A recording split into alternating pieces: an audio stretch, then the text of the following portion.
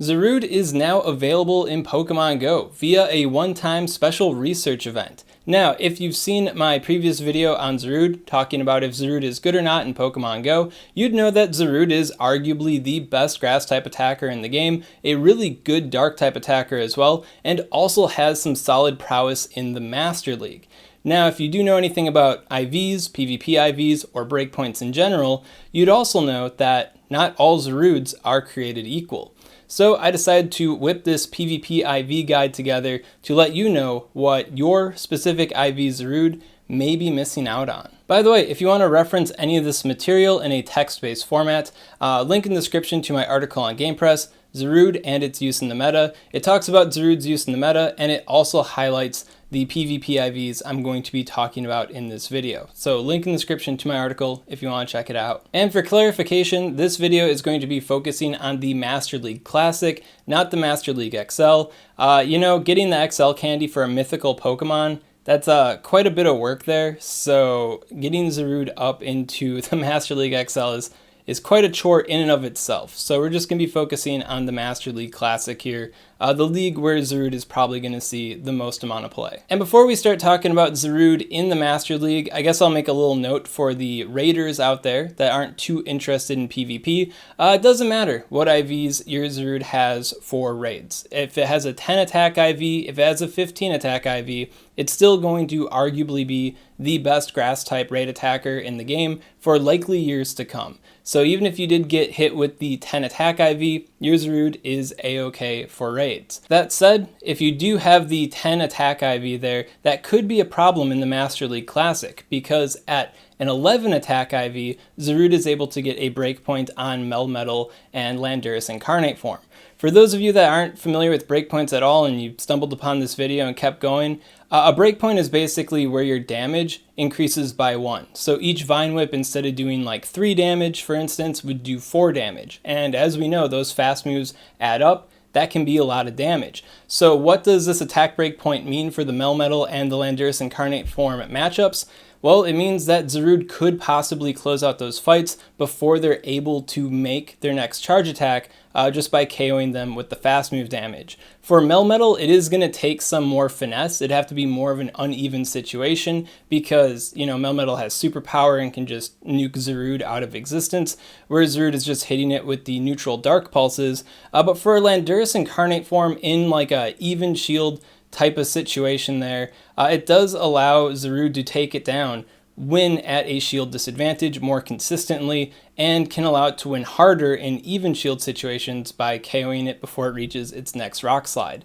And then of course there are those uneven situations where you could just fast move these Pokemon down with the Vine Whips to get an energy lead where you wouldn't be able to farm them down otherwise, or be able to KO them off the Dark Pulse or the Vine Whip, preventing them from reaching another charge move, where if you didn't have the attack breakpoint, they might survive with some more HP. So I'd say 11 attack IV is a bit of a consistency maker when it comes to those two specific matchups.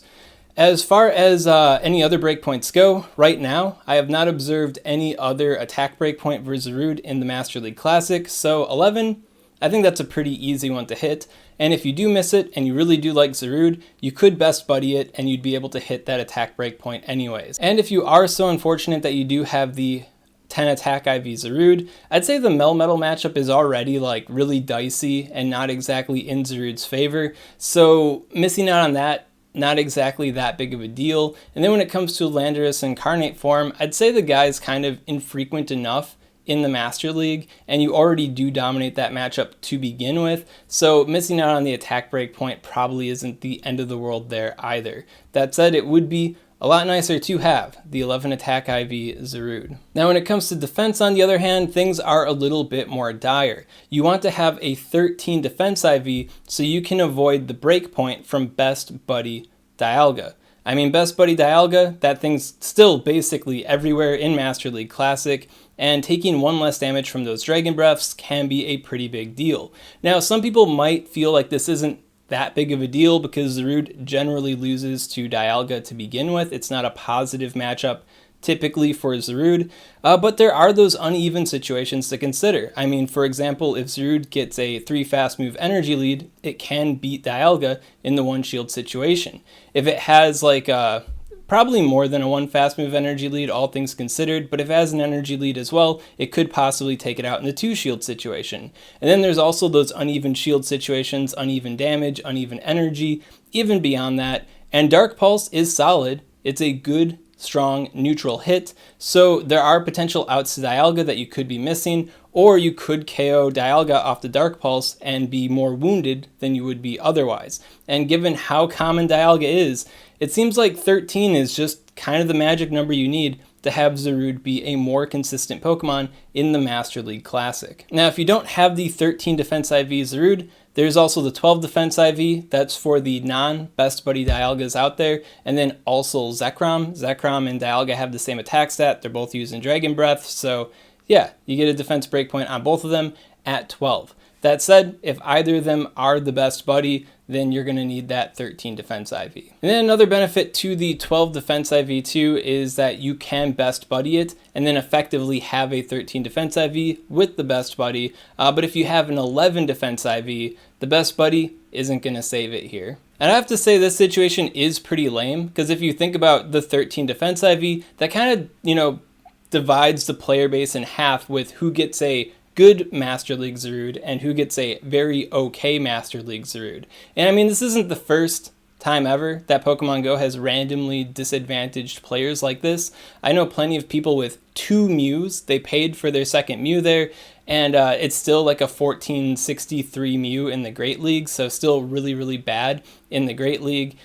Same thing can happen with Celebi, same thing can happen with Jirachi. Any Pokemon that's like a one-time only thing, that's the one-time only special thing, they're rolling the dice, and if your dice fall poorly, well then I guess Dialga's hitting you for more damage, and if they land favorably, well then congratulations, you don't have anything to worry about. So I think the best way to kind of handle this is to maybe message feedback, message support on Pokemon Go and be like, hey, I think this is really lame. A lot of people are talking about them adding like IV fixing items to the game, like bottle caps or something effective to that.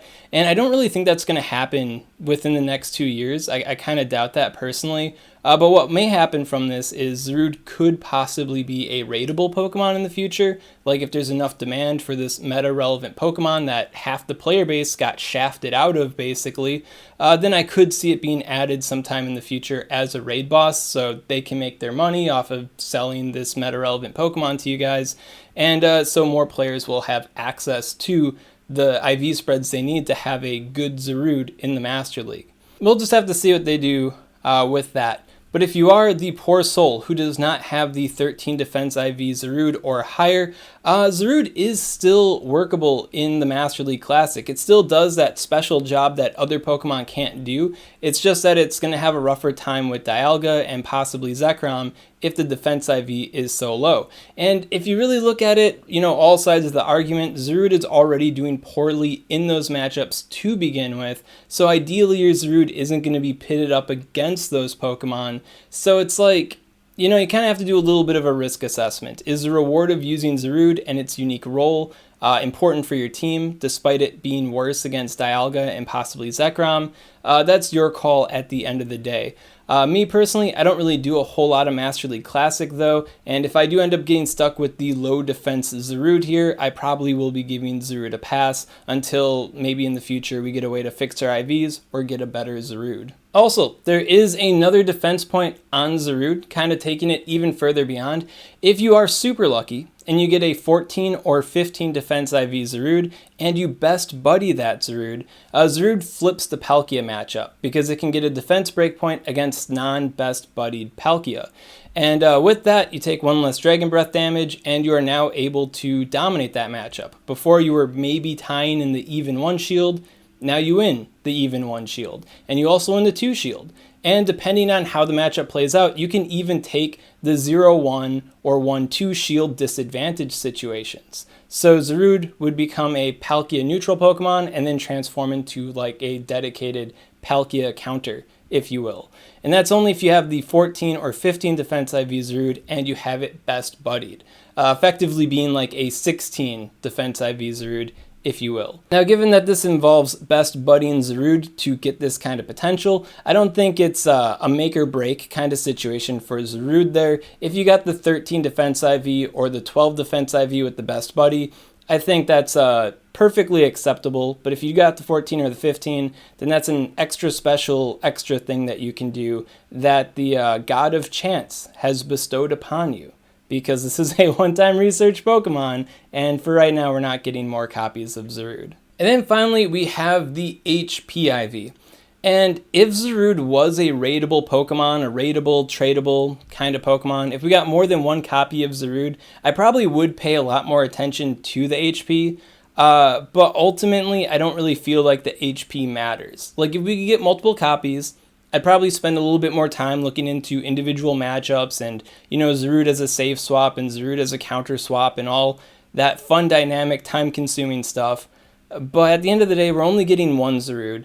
And if you're really going to scrutinize anything, it's really going to be that defense stat, and to a lesser extent, the 11 attack IV. So if you make those attack and defense cutoffs, congratulations, you got the good Zarude. But if you got the 10, 10, 15 Zarude, it doesn't matter how much more HP you have, because, you know, Dialga and Zekrom are still going to be pummeling you for 1 more damage per Dragon Breath, and that's a lot of Dragon Breaths that you're going to be getting hit by, and you're not going to have that attack breakpoint on Melmetal or Landorus Incarnate form. So at the end of the day, attack and defense really matter. HP, not really a deal breaker. The deal breakers are the attack and the defense, mostly the defense. And then once again, Zarude is still unique and it is still powerful in the Master League Classic. Even if you got the 10, 10, 10 Zarude, that is still Zarude. Zarude is still doing a job that no other Pokemon in the Master League Classic can do. And with the 10, 10, 10, there are going to be some specific jobs or some level of consistency against specific Pokemon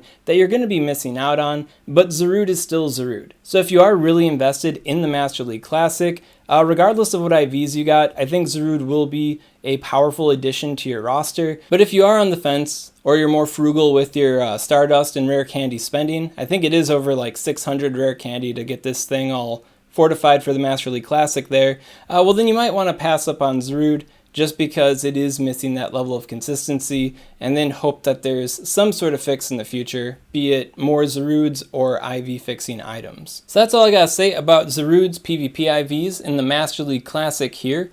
Once again, if you did get disadvantaged by your Zarude getting the bad IVs, or if you kind of feel bad about the players out there that are getting disadvantaged about the bad IVs, contact support in Pokemon Go, at them on Twitter or something like that. I mean, I don't think this is enough for us to blow up in some crazy outrage over, even though it might feel that's the only way to get Niantic's attention sometimes. But by just messaging support, I'm pretty sure it will put it on their radar to some level.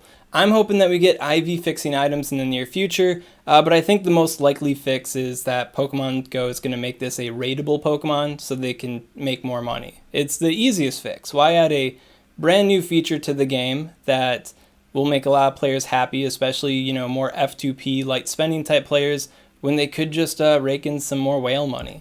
A little pessimistic here, but at any rate, if you got any questions on this content, comment below, let me know what's up, and I'll be happy to help you out. And if you enjoyed this kind of content and you want to see more like it, well, make sure to subscribe to SwagTips.